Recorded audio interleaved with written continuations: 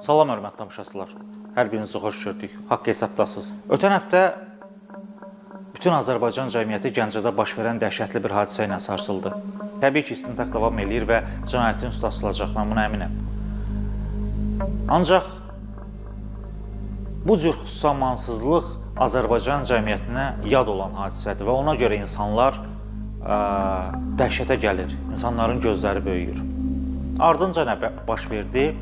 Cəmiyyətin diqqəti Gəncədən Sabirabada yönəldi. Sabirabadda 15 yaşında ərə gedən Nuraynə Ələkbərova bir il sonra, yəni təxminən may ayının 17-sində və ya 18-də xüsusi amansızlıqla həyat yoldaşı 21 yaşlı Seyid Rəsul Talıbzadə tərəfindən qətlə yetirildi.